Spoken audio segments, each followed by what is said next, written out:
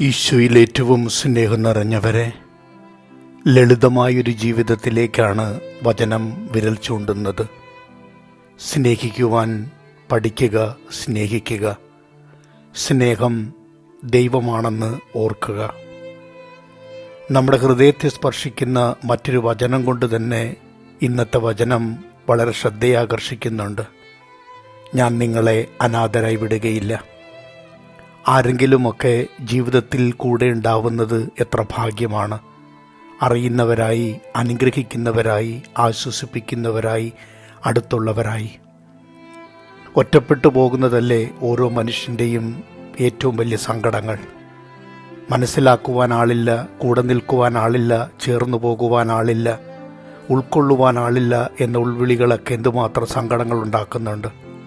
എന്നാൽ മനുഷ്യൻ്റെ ജീവിതത്തിന് പ്രത്യാശ നൽകുന്ന സുന്ദരമായൊരു വചനമായി ഇത് രൂപപ്പെടുത്തുകയാണ്. നിങ്ങളെ ഞാൻ അനാഥരായി വിടുകയില്ല. സ്നേഹത്തോട് ജീവിക്കുന്നിടത്തൊക്കെ എല്ലാവരും സനാഥരാണ്. ദൈവമുണ്ടെന്നുള്ളൊരാശ്വാസമല്ലേ ജീവിക്കുവാനുള്ള പ്രേരണ. കൈവിടാത്ത കാരുണ്യവും കരങ്ങളും ഉണ്ടെന്നുള്ളതല്ലേ ജീവിക്കുവാനുള്ള നമ്മുടെ പ്രേരണ. കൂടെ ഉണ്ടാവുന്ന ദൈവത്തിൻ്റെ സാന്നിധ്യം നമുക്ക് നൽകുന്നത് എന്തുമാത്രം ജീവിത പ്രതീക്ഷകളാണ്. സ്നേഹത്തിൻ്റെ ഒരു ചെറിയ കൽപ്പനയാണ്.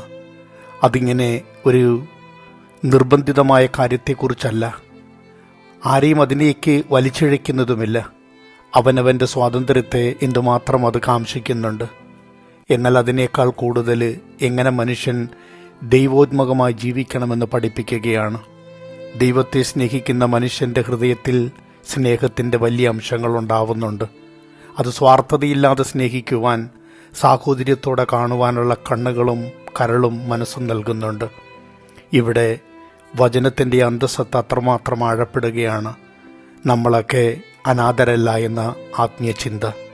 കൂടെയൊരു ദൈവമുണ്ട്, കൂട്ടായി, എന്നും നമ്മുടെ ഉറപ്പായി, ബലമായി. അങ്ങനെ വഴിയിൽ തള്ളിക്കളയുകയോ നഷ്ടപ്പെടുത്തുകയോ ചെയ്യുന്നവനല്ല. മാത്രമല്ല ഒരു കൂലിക്കാരൻ്റെ മനസ്സൊന്നുമല്ല. സ്വന്തം പിതാവിനെ പോലെ നമ്മളോട് സ്നേഹവും കരുതലും കാണിക്കുന്ന ആത്മാർത്ഥതയുണ്ടാവുന്നുണ്ട്.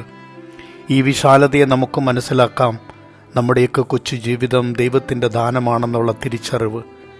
ആഗ്രഹിക്കുന്നതിനേക്കാളും അർഹിക്കുന്നതിനേക്കാളും കൂടുതൽ അനുഗ്രഹിക്കുന്ന വലിയൊരു അത്ഭുതങ്ങൾ എപ്പോഴും കൂടെ ഉണ്ടാവുന്നുണ്ട്. ആയതിനാൽ നിങ്ങൾ പരസ്പരം സ്നേഹിക്കുവിൻ എന്നവൻ കൃത്യമായി ഓർമ്മപ്പെടുത്തുന്നു. ആ സ്നേഹം ദൈവമക്കളാണെന്നുള്ള വിളിച്ചോതൽ കൂടിയായി മാറപ്പെടുകയാണ്. നിങ്ങൾ സ്നേഹിക്കുന്നുണ്ടെങ്കിൽ നിങ്ങൾ ദൈവത്തോടൊപ്പമാകുന്നുവെന്നുള്ളതാ. കുഞ്ഞു തിരുത്തലുകളൊക്കെ മാതാപിതാക്കൾ മക്കൾക്ക് നൽകാറുണ്ടല്ലോ. ഞങ്ങൾ പറയുന്നത് കേട്ട് ജീവിക്കുവാൻ ആഗ്രഹിക്കുമ്പോൾ ഞങ്ങളുടേതെന്ന് പറയുന്നതെല്ലാം നിങ്ങളുടേതാണ്. എന്നാലോ മാതാപിതാക്കൾ മക്കൾക്ക് കരുതുന്നതൊക്കെ ശ്രദ്ധയില്ലാതെയോ കരുതലില്ലാതെയോ അവരെ കാരുണ്യപൂർവ്വം ഒന്ന് നോക്കുവാനോ ജീവിക്കുവാനോ പറ്റാത്തിടങ്ങളിൽ എന്തുമാത്രം കഠിനതകൾ ഉണ്ടാവുന്നുണ്ട്. അർഹതപ്പെട്ടതുപോലെ ലഭ്യമാകാതെ നമ്മൾ അനാഥരായി മാറപ്പെടുന്നില്ലേ? ജീവിതം നന്മയുള്ളതാക്കി രൂപപ്പെടുത്താം. നമ്മളെ വിട്ടുകളയാത്ത എന്തിൻ്റെ പേരിലും, കുറവുകളുടെ പേരിലോ, പാപത്തിൻ്റെ പേരിലോ, പ്രതിസന്ധികളുടെ പേരിലോ നഷ്ടപ്പെടുത്താത്തൊരു സ്നേഹമുണ്ടെന്ന് ഓർമ്മപ്പെടുത്താം. പാപിയെന്നുപോലും നമ്മളെ വിളിക്കുവാൻ ആഗ്രഹിക്കാത്തൊരു ദൈവമുണ്ട്. നാം അവിടുത്തെ പുത്രനാണെന്ന് അഭിമാനത്തോടെ പറയുന്നൊരു ദൈവം. എന്തെല്ലാം കുറവുകളുണ്ടായാലും മാതാപിതാക്കൾ മക്കളെ മക്കളെന്ന് തന്നെയല്ലേ വിളിക്കുന്നത്, പാവികളെന്ന് വിളിക്കാറില്ലല്ലോ. എന്ത് ക്രൂരത ചെയ്താലും കുഴപ്പങ്ങൾ സംഭവിച്ചാലും മക്കളെ മക്കളെന്ന് വിളിക്കുവാൻ പാകത്തിൽ മനസ്സിൻ്റെ വിശാലത വലുതാകുന്നിടത്ത് സ്നേഹത്തിൻ്റെ ആഴം അത്രത്തോളം അതിരുകളില്ലാതെ നിലകൊള്ളുന്നുണ്ട്. അതുതന്നെ ഇന്നും കർത്താവ് നമ്മെ പഠിപ്പിക്കുന്നു. സ്നേഹം ജീവിതമായി രൂപപ്പെടട്ടെ, അത് നന്മയായി മാറപ്പെടട്ടെ. നാം ദൈവത്തിൻ്റെ മക്കളാണെന്നും നമുക്കൊരു ദൈവമുണ്ടെന്നും നാം അനാഥരല്ല എന്നും ആത്മാർത്ഥമായി വിശ്വസിച്ച് മുന്നോട്ട് പോകുവാൻ പ്രതീക്ഷകളും ഉണ്ടാവട്ടെ. ആമീൻ.